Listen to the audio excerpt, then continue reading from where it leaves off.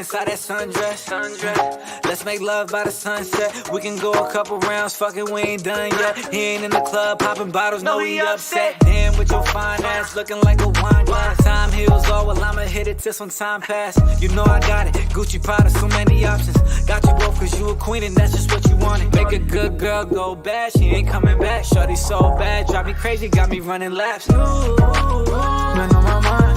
You, so come be mine. Let's not waste another minute. I don't like all their opinions. Keep it a stack, fucking niggas, fucking bitches.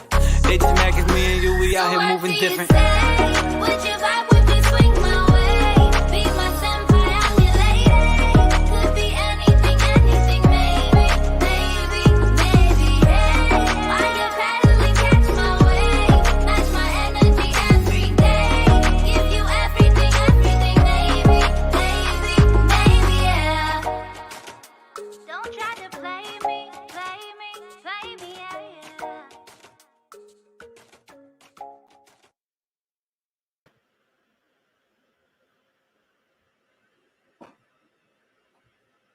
All right. Hello, everyone.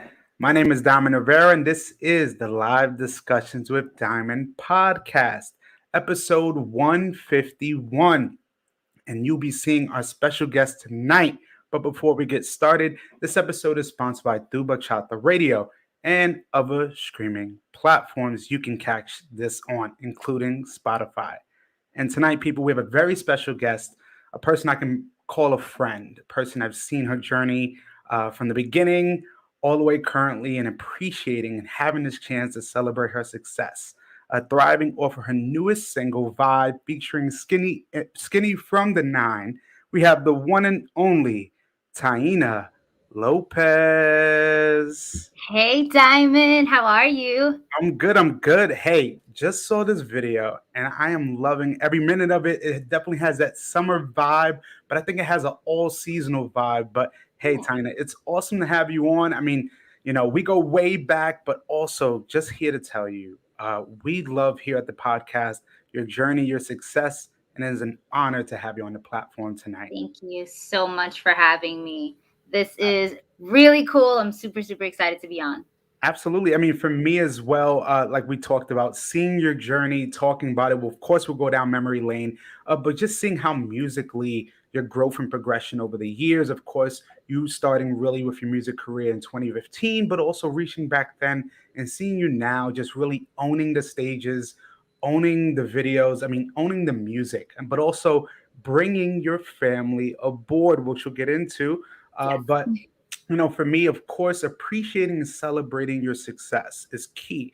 But I think it's also helpful to understand where it all came from, where that drive, that hard work and determination came from. So understanding and taking it way back, like I do with every guest, kind of Taina, tell us who Taina Lopez is before Six Sense, before the music, before it all. Right.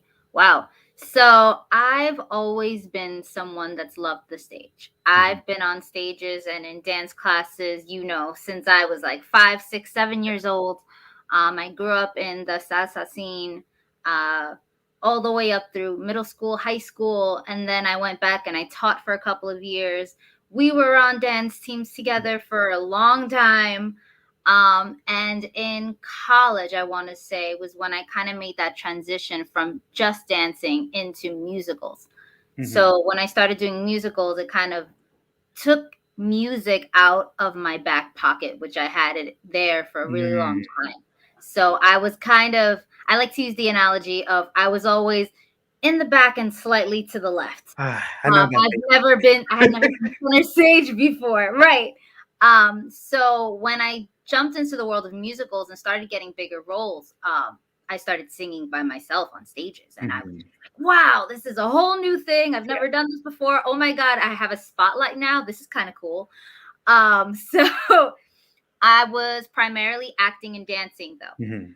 So when I met Andre, it was actually part of a music video that I was cast in as Mm. kind of like the romantic lead. Yeah. It was kind of a last minute thing. I jumped on board, and they basically, through a series of interrogation, found out that I could sing, Yeah. made me sing in front of everyone, and then they kind of scooped me up out of nowhere, like right off the bat. Mm. So it kind of fell into my lap in the best way. Oh, absolutely. I mean, just hearing about it, kind of a glimpse of an understanding of, as we go back, talking about our experience dancing. I think people don't understand too with your music career, as we talked also privately, understanding how it kind of groomed you, how it kind of was. The transition was a lot easier than a person who just sings in their room and one day gets a shot. You kind Oh of my groomed. God. And the jitters were still there, the jitters were still there, but the confidence from being on stage definitely helped. I mean, and but also realizing too, having kind of that chip that a lot of us have of when you're in collectives, when you're on teams, there are the people that are seen, but then there are the people that are kind of there and to the side, and if you can see them. And I also have that. We have that experience, but understanding, I think that chip helped a lot of us of overcome because we're in a group of 20 having two people really stand out who are not in the front, that takes a lot of hard work because most people would It just was always us, wasn't it? yeah, it was always us. It was I mean, nothing was worse than you going into a routine, kind of knowing where your position is, and it's like, okay, you're there, just you go with it. But for me, I Slightly. loved was people like me and you. I felt were really different because I think it helped us and it drove us instead of just Oh yeah. making us kind of wilter and just fall by the wayside.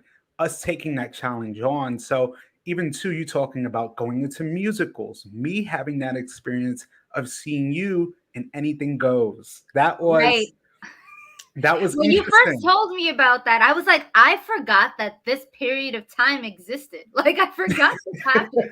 You just like threw me back. It's a trip really down memory lane because realizing, seeing the transition from you being a dancer to you, of course, going through high school, now finding a new passion that Hmm. meshed being in the spotlight, whether you was through dancing, but now vocally. Having that responsibility of we go from the team aspect to, of course, you being part of a collective, but having those moments of individuality and capitalizing and being Yeah. able to thrive because, it's a lot harder dancing in front of maybe 20, or dancing or even singing or acting in front of 20, 30 people than it is thousands of people. Because it's Mm-hmm. always that the smaller the crowd, the eyes feel so much larger. So a question I have for you, Taina, is, initially going really into the musicals, what was that first night like for you? Your first official play, first musical you're a part of, you have that part, have that role you've kind of been wanting. What was that moment like for you? I'm an emotional person. So Hmm. I cry a lot when I have happy emotions, when I Yeah. have sad, I just kind of get really emotional sometimes. So when I found out I had the role, it did not hit me. And I Mm. had never really like sang in front of Yeah. people. So that first table read was the emotional moment when it just kind of hit me like, oh my God, I'm singing, but I'm listening and nobody else's voice is going to be, Yes. with me. So I'm looking around and I'm like, oh God, my part's coming up. Wait, where are my girls? Why are there Yeah. not five of us doing this at the same time? This is weird. But you Hmm. know what? Let's just roll with it. And it just kind of spiraled into this like, you know what, girl? Just pretend. Just pretend. You're Mm. acting, right? So let's just Yes. pretend that you have this bomb like sense of confidence that at the time I really did not have. That was Mm. very much something that I had to develop over time. So I'm like shaking backstage before every performance, before rehearsals. Like it Yeah. was weird, but it was something that I, it's like like you said, I've been bred for it. So Mm. I just kind of had to dig back and say, girl, remember where you started. You're fine. And then it was fine. And then I had no worries. It's Mm. strange. No, it is. It's funny because we've also talked understanding us having the experience of being on stages. You understand, like you said, that what you just said earlier was, "Where are my girls?" I know Hmm. exactly what you meant when you said that, because when you're a part of a team, you can kind of fall back on the team. When Yes. things go rough, those are the people you can kind of turn to for comfort and confidence. But no, now it's really just take away the girls and it's just you. But the Right. one thing that's constant is the stage. So Hmm. for realizing too, you going to musicals now, making that team aspect a little more smaller, but adding more responsibility. Right. Because like you said, when you're doing a musical and your part's coming up, it's your part. And so that's a whole different thing. So, Hmm. going through high school and like you said, being in musicals, before kind of moving on from high school, what were some of your favorite musicals that you've been a part of? Oh man. Loved Anything Goes. I Mhm. was in Cinderella actually for a Okay. really short time. I was the cook. Okay. You wasn't the lead, I you was was in the there. lead. I was the cook. And you know Okay. what? She had like two lines that were bomb. But Hey. anyway, actually going up through middle school and high school, Mhm. I was constantly given um that narrative of you have to pick one.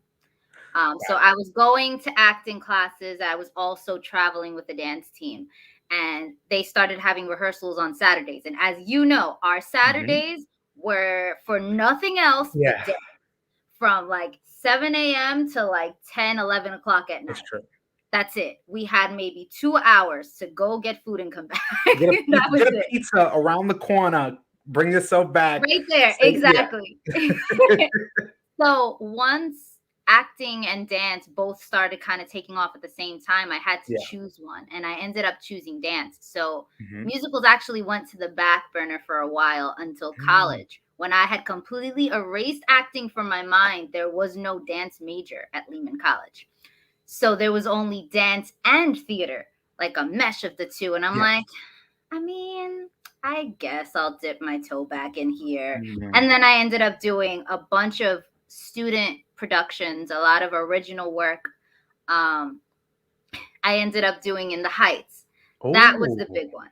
yes. I am just so proud. Wait, before I say anything else, I want to say how proud I am of the people that we kind of grew up around that are Mhm. in that movie. Like I sat there watching it and I cried because I'm like, I'm just so proud. Like these people, Matthew Rivera, the yes, blockbuster guy, was our and teacher, our peer. yes, and Andrew is everywhere in that movie too, and just though that's just to name a few. But Yeah. when I got cast in The Heights, that was the game changer.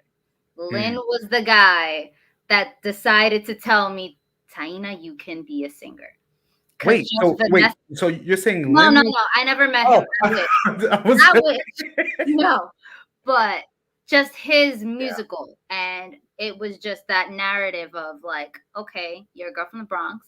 You're coming up.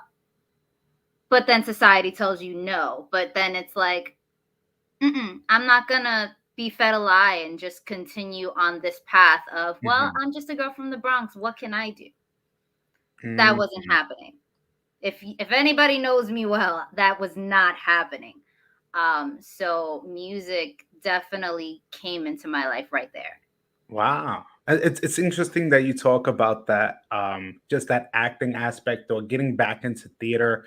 Like you said, it kind of, I think everything happens for a reason, or as like you said, it fell into your lap. Things just Mhm. fall into your lap for a reason. I mean, you go to Lehman. Lehman College, if many people don't know, has an awesome drama theater programs. Many people that I've known have come from there. It's just interesting too because I believe maybe was it you were going to Lehman or doing In the Heights. Was this around the time? Because I remember In the Heights, it went from off Broadway to Broadway, and I know the story has changed over time. It's been adapted. So in Lehman, when you played in that role, do you remember which role you played specifically? For In the Heights? Yes. Oh, I was Vanessa.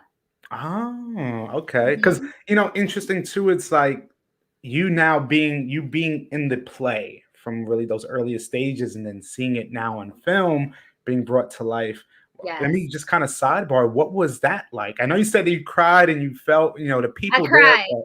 but you Cried. actually seeing, that role that you had an opportunity to play in college. What did you kind of take back that moment and kind of visualize? Like, how did that feel? It made me happy. It made me happy not only to see the role fleshed out that way because it's so different from how I played the role. So Gotcha. like just the certain choices that she was making that I'm like, oh, never thought of that. That's actually really funny that you did that. Like Mhm. little things like that, but just kind of the that one scene where they're like in the hood and they're like in people's apartments and like the Yes. people like I just started bawling because I'm like, oh my God, that's Titi's house. That's Mhm. grandma's house right there. Everybody had out like the buffet with the little like tin trays for like a Yes. split second. And I'm like, wait, why am I not in this movie? Because I was in the corner right there when this happened. Like it was so weird that Mhm. something so homey was just put on the screen. Man, Because I absolutely. was Kind of, so surreal. it's in a sense of deja vu. Like I've seen this before. I feel like I've been part of it before, but Every again, Thanksgiving. absolutely. So, before we keep going on, I want to give a big shout out to Lenny and the family. Hi. Lenny here saying it's amazing to see the growth and success of you both. Congrats. Congrats on the new album, Thank Ty. you, Yes, Lenny. Pandora is out now. People Yes.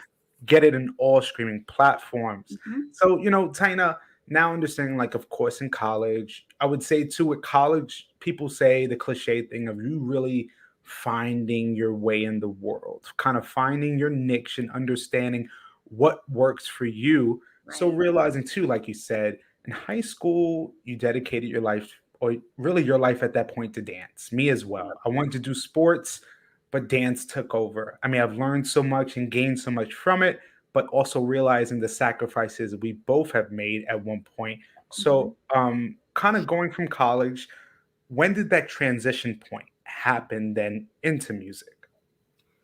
Well, so that was about, I want to say, a couple of months after In the Heights wrapped. Mm, Um, I was super sad because that was like my favorite thing to do was rehearsals for 4 hours, 3 times a week, and then being around the same group of people for such a long period of time. Once that was over, I was just like, and there were a lot of different life changes happening around that same period. mhm. So around that time, I just got a call from my aunt, and she's like, Taina, I have been going to these freestyle concerts and they are just amazing. And she started bringing my mom around to these freestyle concerts. And my mom was at a point in her life where she was like, I just want to hang out with my girls and have a good Yes. time.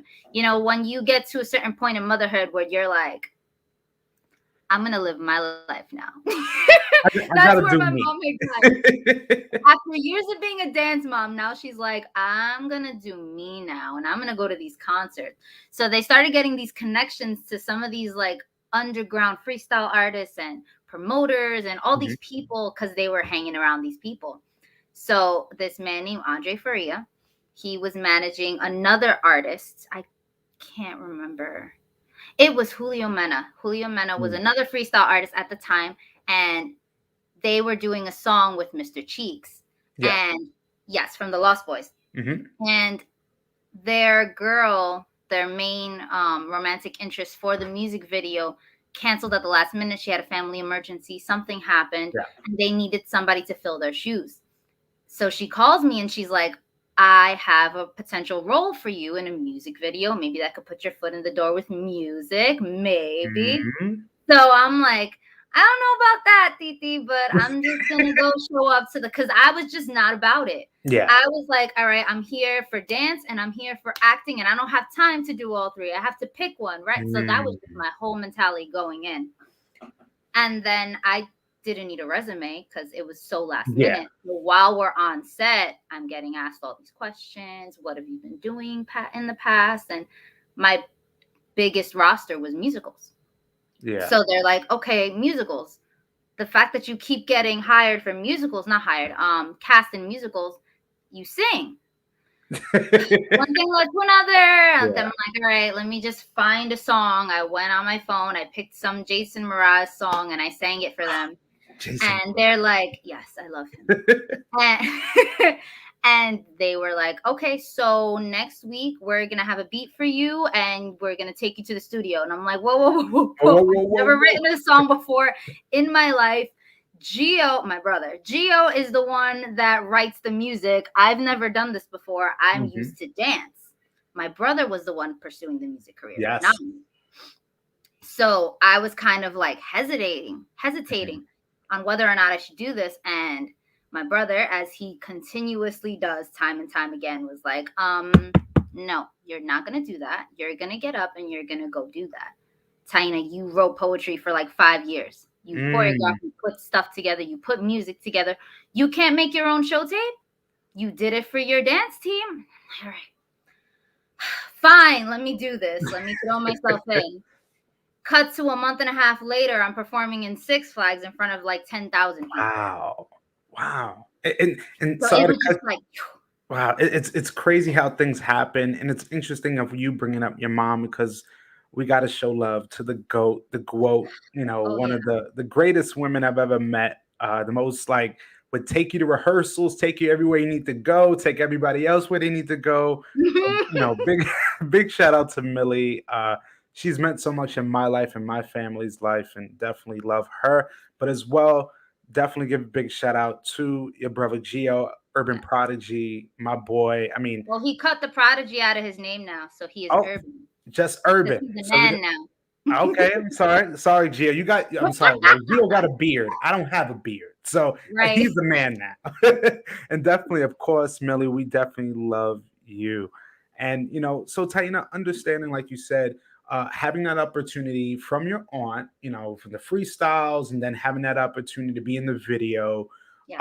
What was that moment like? Of course, before that initial meetings with Andre about Sixth Sense, but what was that moment like in the actual music video? Oh, it was fun. I didn't know any of them beforehand. I literally met all of them the day of shooting. So my aunt kind of dropped me off like 3 hours early to the shoot. Ooh. Super awkward. It's actually a hilarious story because I look really young for my age. So when I got there, Andre's looking at me and he's like, who is this? He obviously didn't tell me at the time, but he's like, who is this 12-year-old that's supposed to be playing a love interest for this over 30-year-old man? Who said this was okay? Why is this so so it was just really weird at first, but then after about like a couple hours when we started, shooting, and it was a really nice experience. Everybody was super respectful. We were going from different locations. I ended up actually bonding with the lighting designer Mm. randomly, and he ended up doing the lighting for Let Me Live and the Ah, videography for Let Me Live later on. So yeah, so we started man, that's making connections really early. I'm big on networking. So of course, and we'll get into Let Me Live. I definitely want to dive into that, but also the music videos and what I admire. But you kind of brought up briefly about the moment going from doing this music video to performing in Six Flags. How did that moment come about? well, Andre is very big on let's throw the child into the water and she'll learn how to swim. Don't worry, I got this. Hey, I mean So it's life. You can't have the absolutely, training wheels forever. absolutely. When someone believes in you though and fully has that I have your back, Yeah. me and Andre over time we've developed this amazing like almost father-daughter relationship, Mm. where he's my manager and I'm the artist, and we bicker about things, to we're going to dinner with each other's families and we're celebrating holidays together, and Wow. his wife is amazing, and they get along with my parents amazingly, and it's just it's so cool because it's like that's something that doesn't really come with the No. music industry. He's very very protective. I actually have to warn people sometimes when I start collaborating with people, hey Yeah, guys, just to let you know, any music things have to go through my manager. absolutely. Just a warning, he's a little bit rough around the edges, but he's very protective, and that's why he does what he does. Yes, He because you gets the job done. understand in that business, as they say, it'll eat you up and spit you out. It's Mhm. not for the faint of heart. It's I not. respect a person like Andre who believes in an artist like you because he sees something. He sees that Mhm. when the going gets tough, you're going to keep going. Like you said, put you really into the fire the Right. first show, the first thing. So, Right. going and doing that, what was it like? You're on that stage and there are people there. How did it feel? It's really funny because right before I went on stage, I was literally vibrating, like shaking, because I was so nervous. And Andre's like, "You good? You can hit that note? All right, great. You're going on in 5." Walks away. I'm like, "Oh God." But the funniest thing was the second I got on stage and I heard the music start, it was like a switch went off. Mm, Like, oh, wait, you've been doing this your whole life. You're gonna be fine. yeah. And just like that, I was fine. And Mm, it's hilarious because it always happens. Every debut that I ever have, I have a little bit of jitters right before, but the second I'm on stage, it's like, you're gonna be fine. You're good. wow. And everything just kind of goes away. But, again, like you said, that experience from before dancing, being on stage countless times, Hmm. you understand how a stage works. You understand the lighting, you understand positioning, you Hmm. understand now, really what helps is your experience in musicals, experience in dance. Of course, singing allows you to know how to maneuver a stage, not just staying in a singular stationary spot, being able to move around, being able to engage with the audience, and like Hmm. you said, now this is your music. This is your music playing. Then soon after, sooner or later, you're gonna have people singing your lyrics to your music. Oh my God, that happened already. It happened Mm. already. We were in Springfield and I legitimately sobbed on stage. It was horrible. I'm sitting here and then something happened with the sound. Mhm. And then I heard the crowd and I'm like, wait, no, they're not. No, they're not. And then my tears, and I'm just like, all right, thank you guys so much. Goodbye. And I took Oh off. my I god. went downstairs and I'm like, Andre, I can't do this. My makeup's getting messed up. It was just, but oh my God. That's a humbling moment. It That really is. that right there shows you how much you've accomplished when people it feels like really family, and something you said earlier about Andre, about him, of course, being a protective manager, but understanding the value in his artist. And it's actually bringing that family aspect aboard Mhm. because, like you said, in the entertainment industry, it's about the cash, it's about the fame, it's about the excitement. it's about really the fast life and just moving and not really always creating genuine relationships. So seeing a manager like Andre, but a person who truly respects you as a person, as an artist, but now treats you as family. I Hmm. have to give a big shout out to Andre, Oh yeah. because not many managers, not many just people in the industry are like that. So, I mean, that Andre just fell into your lap. We're gonna use that. Right. Right. No, wait, that sounds weird. No.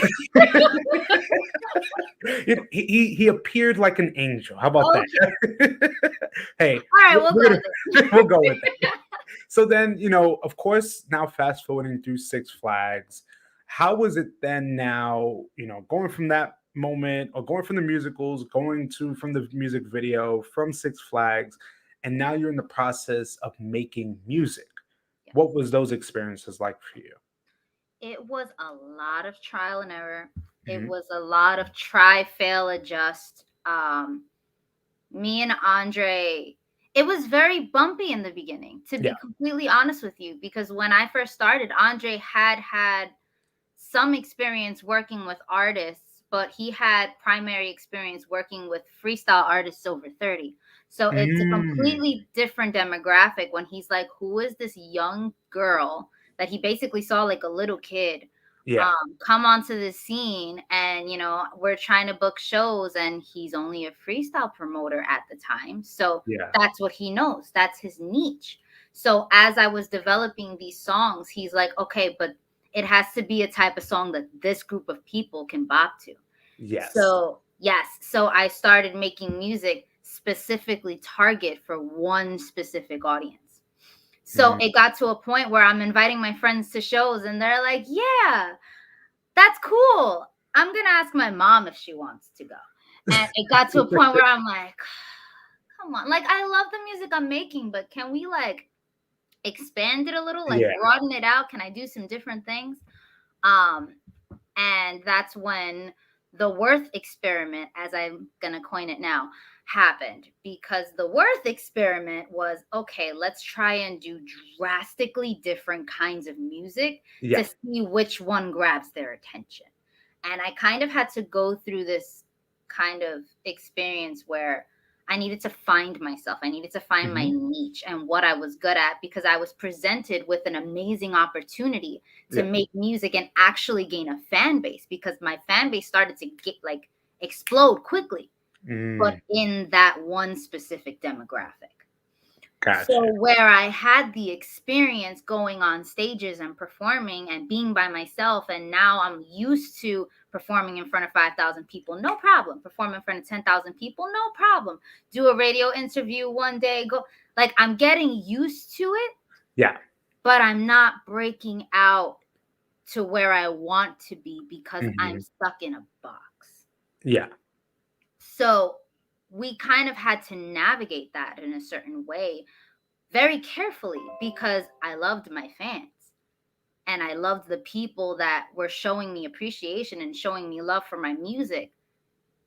But how are they going to feel if I all of a sudden drastically change my sound and it's no longer Mm, the type of music that they like to listen to? So it was that kind of like, oh no, what am I going to do if I lose my entire fan base and start from scratch? So what Andre did was, okay, I'm going to go to SOBs every day for a month, and I'm going to look at these hip hop artists, and I'm going to look at these young promoters, because I obviously only have experience in this area.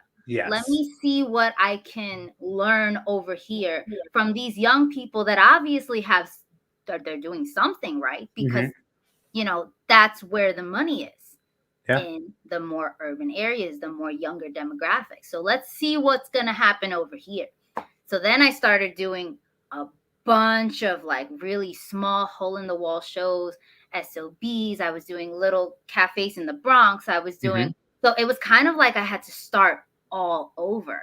Yeah. So while I had the streaming and that was amazing, I wasn't, I was trying to like switch it over Yeah. in a sense. Crossover. You were trying to cross Yes. over from genre to genre, but it's interesting how you say that because I see what you mean. Of you're in the music business, but you're in a genre that maybe is not fully you, but you understand how to navigate that. But there comes a crossroads moment Right. when, am I going to keep doing this, or am I going to do what I want to do, but still have people appreciate my creativeness? Yes. And That's really like it hits the ego. It hits the ego hard. It's very humbling when you do a freestyle show and you start trying to put your new music in and they're not feeling it. It's a very Ooh, humbling experience. You had to completely start over. wow. So then, how long would you say was that transition from, of course, initially getting into the music business through the freestyle genre? And we're talking about people like Shannon, TKA, just different artists that I've heard of through the years, and realizing how freestyle has been so impactful since the 80s and still has that resurgence. But Yes. it's artists like yourself, like you said, that are younger, because having a younger artist, many people first going to question how much you know about freestyle. That's usually the first thing is That's number one. That's always number one. they'll try to like trivia question you and just see who do you know. Oh my God, that's happened to me too. Actually, it wasn't Mhm. even the artistry of it. Someone was backstage with me and attempted to teach me how to pop and lock. I'm like, first of all, popping and locking are two different things because I studied it in college. Like, I'm like, Ooh, you oh can't man, do this. I know I'm young, but you can't no. do this. No, there's a I there's a studied it. You can't there's do a this. time and place for everything. But Right. realizing too, seeing how you came to that crossroads and Mm-hmm. definitively made the decision, and Andre working with you Yes. as the artist and trusting your creative control. Because when it comes to music, and like you said, Andre wanted to understand where the money is, understand, because of course you're in this business, of course, to bring out your brand and promote your brand, but also cater to the audiences. And many artists come to that crossroads of staying in that genre or trying to cross over, maybe crossing over to something different or crossing over to something more natural to them. What was it like you said, um kind of give me a moment of when you were at that freestyle concert and you initially put that song on that kind of was totally different from what they were accustomed to. Yes, actually, it was the last show that I did before COVID. It was Mm, a huge freestyle show. It was out in Boston. Um, and I was performing alongside a bunch of different freestyle artists, but one his notably was Suave. Um Suave is a freestyle artist that like the women go crazy. Like it's mhm. ridiculous. It's hilarious. Cause he sits there and he's like, I don't understand. Yeah. But that he's just like he's always in a suit. He's just that guy, Yeah. right? So we've had conversations before backstage. You know what? We've shared a number of stages together. I've opened Mhm. for them a couple of times. Um, but this particular show, I performed Happy Now for the first Yes. time. Um, Pretty cool, birthday song. Everybody could get into it. Really boppy, different languages, zodiac signs. Cool all around, right? I was like, all right, I'm going to throw myself in. And you know what? Let's just see what happens. When I tell you, this guy almost made me cry after the performance because he's Mm, telling anyone that can hear him, Taina, look how comfortable she is on stage now. Look at how much she's grown. That Happy Now track, it's a game changer. And I'm like, yeah. ready to cry because just that acknowledgement by someone superior, by someone that has that credibility, that has that, to just kind of say, wow, Taina, you've grown. Because Yeah. we're our worst critics, and Absolutely. sometimes we can't see the growth that we have until someone points it out for us. And that was that moment of, what are you so worried about? Yeah. It's gonna be like, what are you so worried? Why are you so upset? It's gonna be fine. Yeah, I mean, like, of course, the quote unquote pressure of performing for a crowd, wanting to do your greatest, your best, but realizing too is that now the people that you admire now admire you. And that's a humbling moment Oh because, yeah. especially when it's public, it's easy to do it privately, but to Mhm. publicly say it in front of an audience that you're a part of course, it's a humbling experience. And I think really it comes full circle because one thing of many things I've noticed about you, especially through your music career, is of course your focus on having people like your family, like Urban, a part of your creative process, Yes.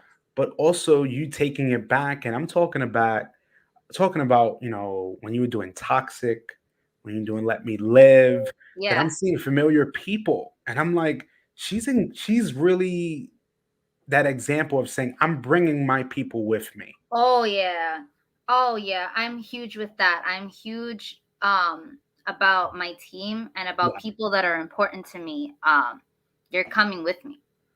That's it. End of story. You know, you had my back when I was in the dirt, and now I'm up here. I'm going to leave you? No, absolutely not. My brother, in the height of COVID, when all of the shows were gone, when my day job was in the air, when there was like nothing but Yeah. COVID craziness, my brother was the one that like practically banged my door down and was like, Taina, you are going to get up. You are going to come to where I am. I have Mhm. my laptop. We're going to make beats. Since we're stuck in the house and we have nothing better Yes. to do, I make beats now. Let's sit down and make beats. I wrote Pandora during quarantine. Mm. He executive produced Pandora during quarantine. He made 4 to 5 of those beats on that song, on that project. And we've worked together before in the Mhm. past, but that was kind of like the bonding moment where it's like, no, we're going to make it and we're going to make it together. He's also signed with Six Sense under Urban.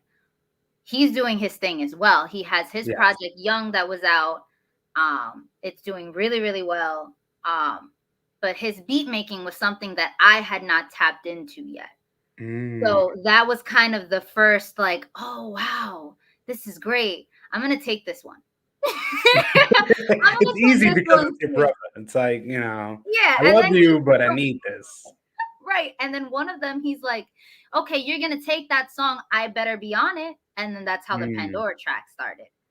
And then after we wrote it, we kind of looked at each other like 4 a.m. and was like, maybe we can make an album around this. And it was just like that was it.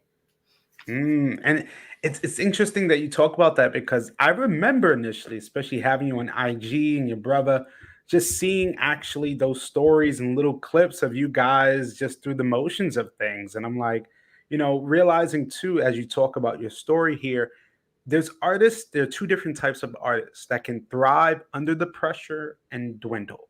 When you come to COVID, especially during the initial heights of it, realizing a lot of us were stuck at home, many artists, they usually have the block or it fuels them to push forward. But something I really want to tell you, Tyna, that I can say, really thinking about it, especially when it comes to you and your brother, is that everything your brother's doing, working with you in any capacity, I knew it was always going to happen because I still remember when he was young and you were taking care of him. So it really was now kind of the changing of the guard of Yeah. having like, hey, you've helped me so much. Maybe not, he might say it or not, but realizing, now he's in a position that you guys are doing something that you both love. That's the same. So Mm-hmm. now it's better working together than working by yourself. Oh I yeah. love sharing the success, but what better way to share it than with family? Mm-hmm. So I think I kudos to Urban, to Geo, because he's always been such a creative, and just seeing, of course, his debut album, Young, realizing that you and him are really, your trajectory is just growing because realizing what you guys were able to do under the height of quarantine that not many artists can do. It's not Now easy. things are slowly picking up now and getting back into the swing of things. So now it's kind of seamless. The Mm-hmm. hard stuff is maybe really over.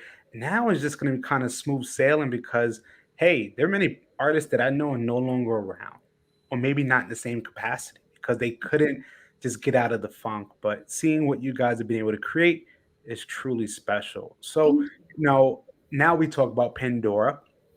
Your sorry, I would say this album, Pandora, listening to it, I really do see the growth and progression because, like you said, you going from the freestyle world and then dipping your toes when you did Worth with the EP, also features Chris Rivers, Mm-hmm. Phasing, Big Pun's son, and many other artists as well. Realizing, hearing, like you said, it was a collection of just a mashup of ideas into one, but Pandora now being kind of a structured, formatted piece of work, body of work that you and your brother shared and created together. For me, a question I have is making this album Pandora. Mm-hmm. What was it like initially when everything was done? Every song was done, mixed and mastered. Like, what was that feeling like for you? Relief. Straight up relief. Because we worked so hard. I'll never say I worked on it by myself. We worked so hard on that Mm, album, and it was so much. Okay, so we're gonna have this many songs. No, we're actually gonna have this many songs. We're gonna have this feature. This feature never responded. The files won't load, and something's happening that this person's feature is just not gonna end up on the album. We have to find mm, someone else. Oh my God, what are we gonna do? It was a bunch of little tiny things that once I got the final copy yeah. of all the songs that were done. It wasn't necessarily like all put together, but the order was there. Mm, Everything sounded perfect as I could possibly have it. Andre talks all the time about how like he listened to the album like 50 times practically, and he's trying to find something wrong. Like we're trying, like, all mm, right, we need to make sure that this is gonna be the best that we could possibly do. Like we were pushing for our best. So just that feeling of, oh my God, the album's out. It's about to be out in 2 days. It's done. It's ready to yeah. go. Taina, you did it. Come And on, you then got the to give tears yourself that came. pat on your back. You got to give yourself like, come on, you've done a lot more than other people can because you talk the talk and you walk the walk. Just simple. I mean, not many people can do what you've done. Like you said, your Mhm, initial first show in front of 10,000 people at a Six Flags. Many people, their voices would just be shot and they would be scared, but you did it. And mhm, again, you have to have that appreciation. Like you said, you are your worst critic, so you don't really see your success sometimes until somebody else shows you. mhm, So, again, just like you said, creating this body of work, especially with your brother, was more meaningful because, like you said, this was you. This wasn't, I gotta dip into this and dip into that. Now you have that time to put all your creativeness, everything that's in your mind, and put it into this body of work. And I definitely see it. I see the growth. I see the progression. I can't lie though. One of my favorite songs. You know what? We'll wait for the random segment that's coming up next to talk okay. about this. But um, I would say is that last thing before we really get into actually two things before we get into two questions I have is what was the feeling or what was it like the experience like working with Skinny from the Nine for the Vibe video, but also attached to that is you know uh, let me ask that question first and then we'll get to the last question. Okay. Well, I met Skinny. I had gone in and I had recorded Vibe. Hmm. And I'm gonna tell the story. All right. Okay. So Vibe was actually the song that something went wrong. So I originally had a completely different artist on that track. And I Mm. love her. She is amazing. Her music is phenomenal. She's been on tour through like Europe and France and all, like she's going places. Hmm.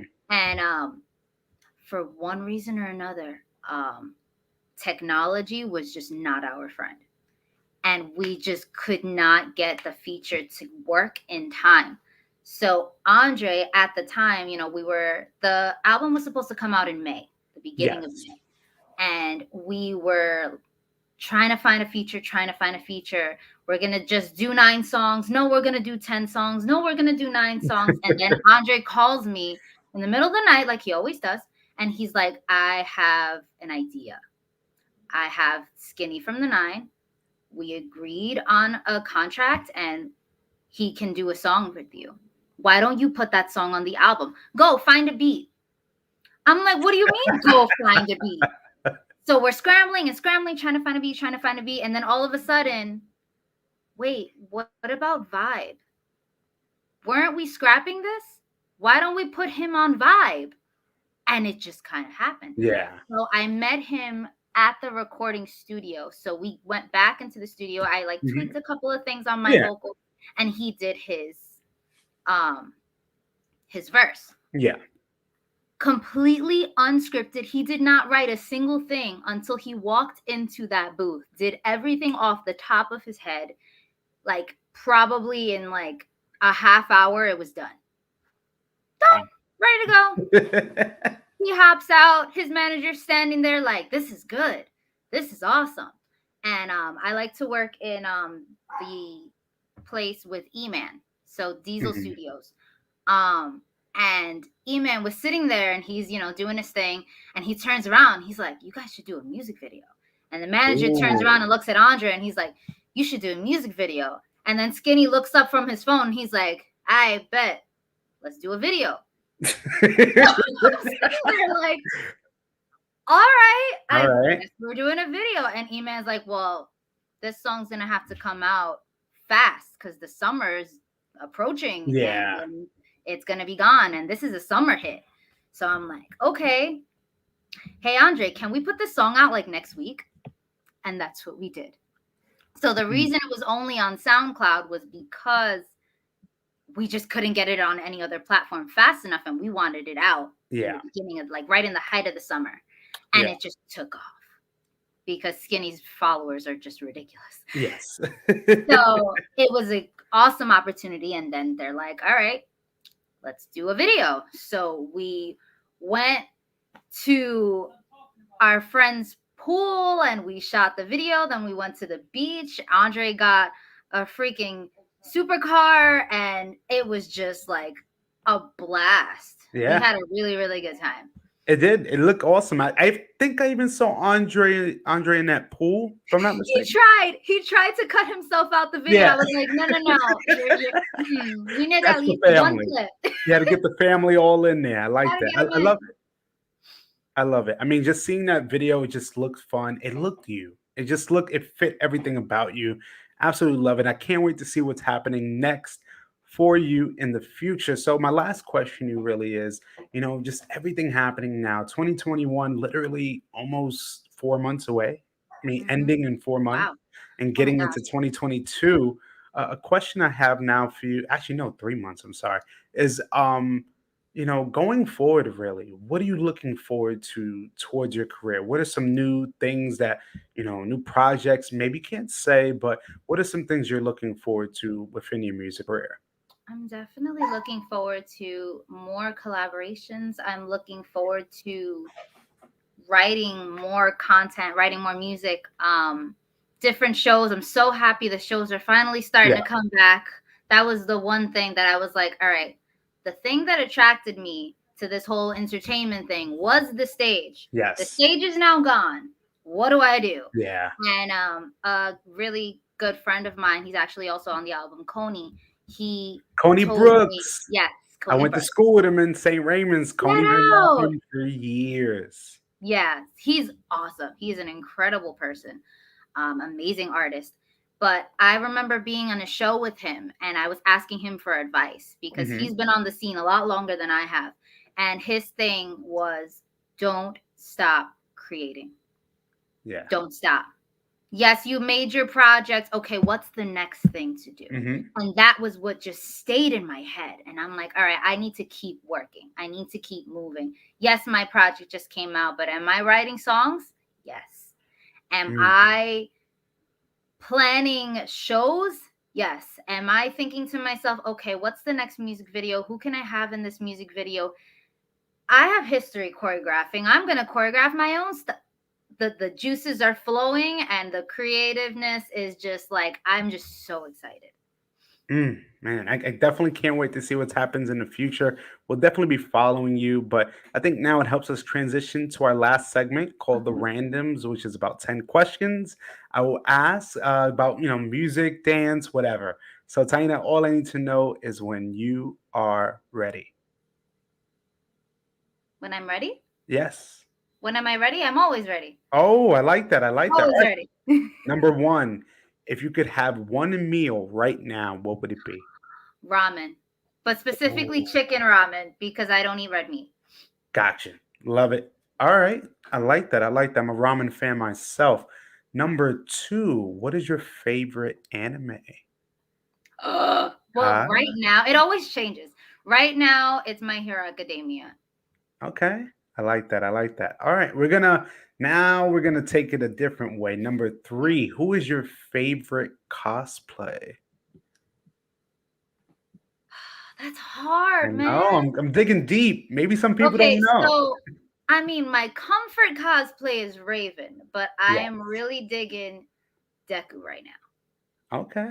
All right. Love it. Love it. All right. Number four is, what is one of your favorite songs from your start of your career till now? I know you've had so many songs, but give me one song if you could that you absolutely love.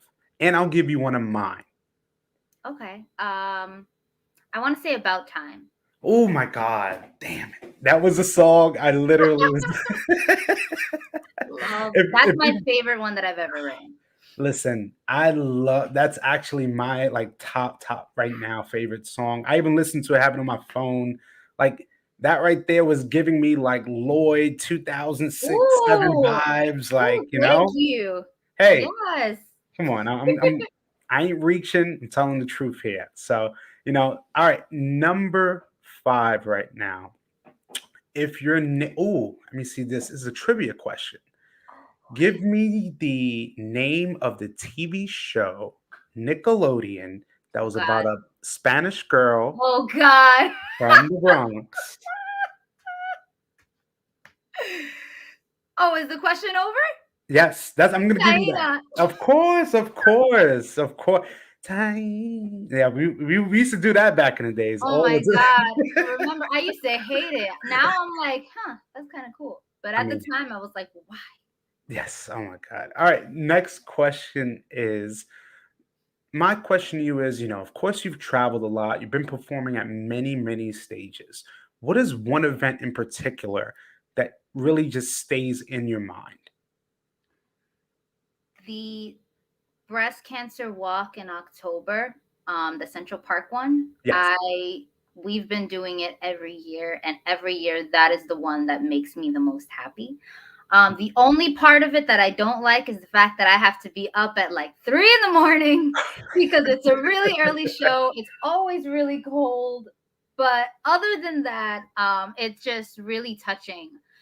Just the amount of people Yeah. that you see at that particular event, just the love and the support and the Yeah. cause is just beautiful. And every year, the fact that I get a chance to have something to do with that, even if Yeah. I'm on stage for like 5 minutes, that's cool. I love it. All right. Next question. If you could describe yourself in one word, what would it be? Extra. Not Okay. extra as in an extra character in a show because I am the protagonist, but Oh. extra, but extra as in I am over the top. Always shoot to be number one. I will always push to be the best. I love it. Okay. All right. Number eight. We're gonna take a throwback. Give me your not even throwback. Give me your favorite Chris Brown song. Oh, we're going here. Oh. Man, I'm taking it back. that's hard. I know. I know. I put you on the spot. I know. I liked his like EDM days, like when he fell into just like dance music out of Oh my, you nowhere. talking like forever. You took like Yeah, I liked that because that was kind of like the height of when I was choreographing. Oh, So I Fame. was The always, Fame album. yes. So Yes. I was Okay. always like just gravitating towards that type of music, and Chris Brown was popping at the time. So Oh, that's yes. where I was always. And I think also in Actually, Lehman, you used to dance in Lehman. yes, I did. Yes, you were in a dance group.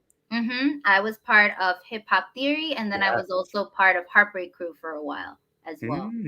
See, I had to dig deep. I knew that this some hmm research. All right. Our second to last question is if Taina, and it goes like this. I want you to answer it. If Taina isn't singing, she is doing blank. Something to do with animals. I would probably be, if it had nothing to do with performing at Mhm. all, I would probably be either in the jungle somewhere on the other side of the planet. I'd be in the middle of the ocean. I'd be doing something to do with wildlife conservation. I like being dangerous, so I would be somewhere there because that's Mm. just like it's just fascinating to me. Okay, okay, perfect. All right, next question, which is our last question. I call this more of the introspective question. And it goes like this. Taina, from your start of your career currently now, and then looking ahead years from now, how do you want to be remembered? I want to leave behind a world better than it was when I got here.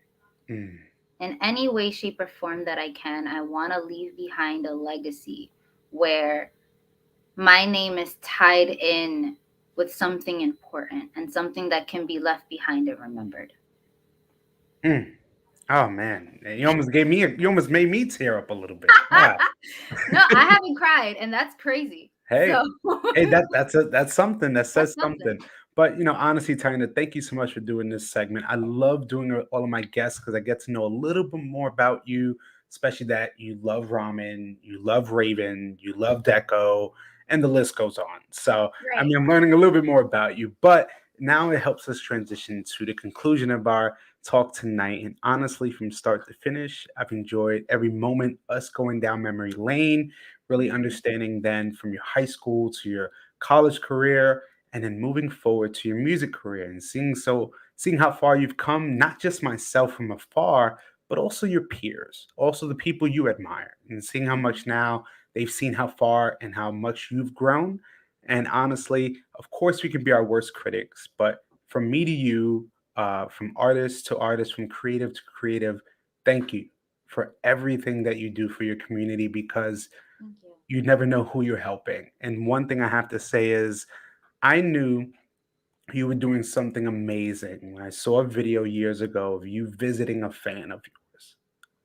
And that for me was one of my favorite moments because that showed me no matter what, music or not, she's human and she understands the impact of little people, a little girl, you coming to her house and giving her an autographed CD and everything. And that right there was a really special moment because it's like she really understands the fans. She understands the people that love her from young to old. And, it's been a pleasure and honor having you on the podcast. But before we go, I'd love to know if you have any last few words for myself and the audience, but also contact info on how people can reach you and see where you're up to next.